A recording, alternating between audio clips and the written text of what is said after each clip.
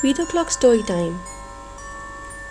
Today's story is How Christmas Began.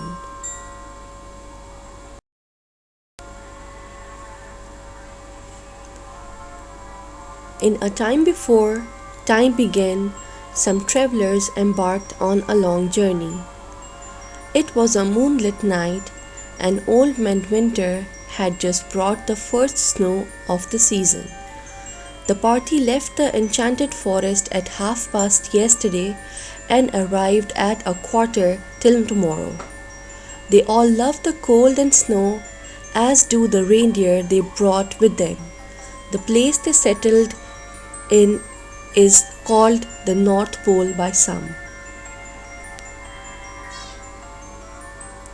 For safety, the Nutcracker and his soldiers lead the way. No one was sure what they would find. They were accompanied by 5 fairies. Their magic made the Nutcracker sleigh easily glide along in the new fallen snow, almost like it was flying.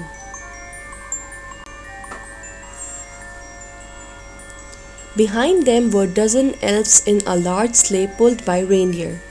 There were 2 woodworkers, 2 cobblers, 2 tailors, 2 bakers, 2 confectioners, 2 reindeer keepers. All were masters of their craft.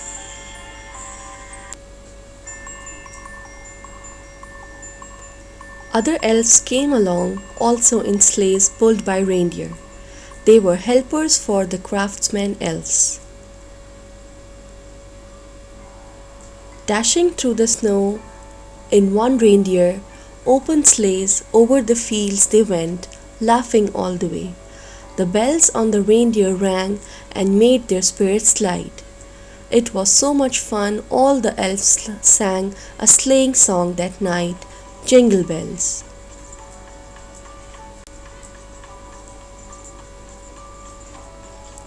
In the last sleigh was a jolly old elf and his wife.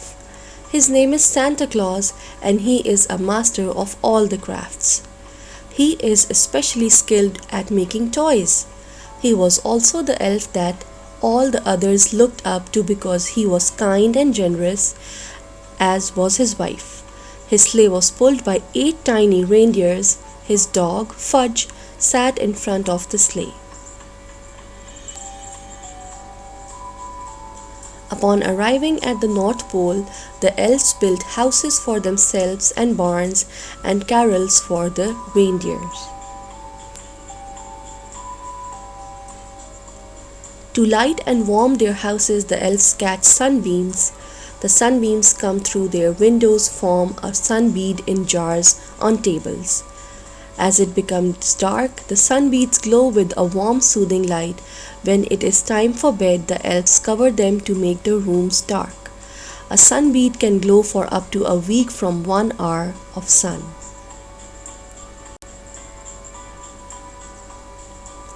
Sunbeams also go down the chimneys when the sun is directly overhead.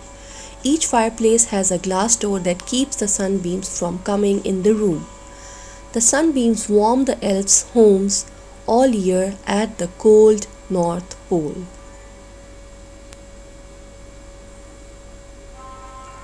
The elves also build shops where they practice their crafts. The woodworkers make toys, the cobblers make shoes, the tailors make clothes, the bakers make cookies and cakes, and confectioners make the finest candies. The 5 fairies who accompanied the elves from the enchanted forest are the Blue Fairy, Yellow Fairy, Green Fairy, Pink Fairy, and Orange Fairy. They all are sisters and love the sugar plums that the confectioners make. The elves call them the Sugar Plum Fairies. They can appear anywhere in the world in the blink of an eye.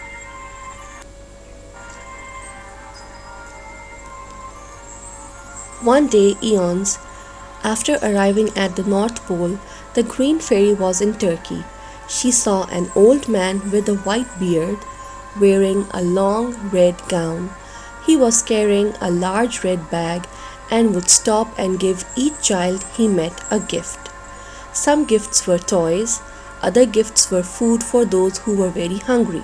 Still others were clothes or shoes for the children in rags. The man's name was Saint Nicholas. Upon returning to the North Pole, the Green Fairy called a meeting. She told everyone about Saint Nicholas. In the enchanted forest, the elves had done something similar. They gave things they made to the needy.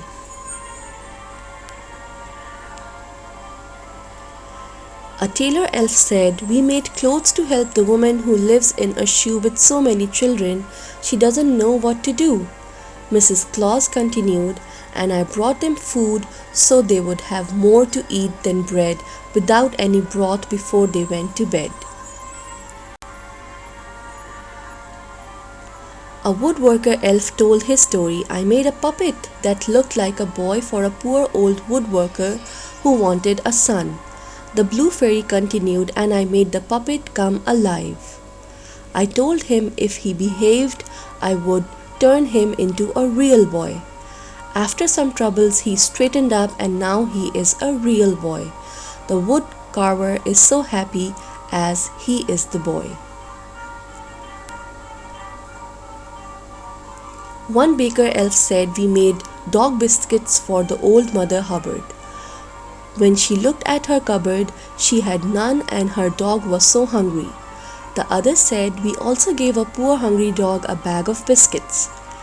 I heard on his way home he went over the troll bridge and looked in the river. He saw himself, thought it was another dog with biscuits. The troll jumped up and scared him. The dog dropped the bag, too bad. The troll ate all the biscuits and laughed. Trolls are troublesome."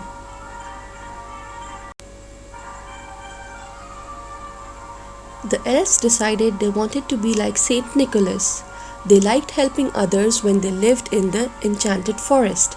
One elf suggested, "We could give away all the things we make to the children around the world." All the elves cheered in agreement. But how? The world is a big place and they were not magic like the fairies who would appear in the far-flung places instantly. The orange fairy said, "We can help. We can make reindeer fly." An elf will be able to travel the world in a sleigh pulled by the reindeer and deliver gifts in one night or faster.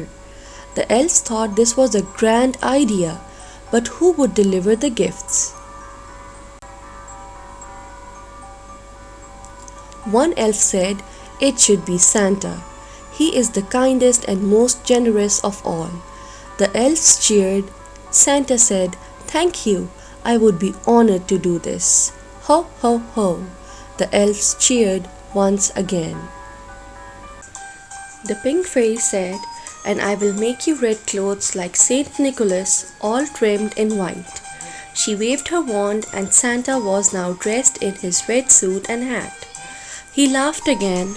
Ho, ho, ho. And that is how Santa got his red suit. So, now you know how Christmas began. For Santa and all the elves, gifts are a way of giving. They believe Christmas is about giving, not getting.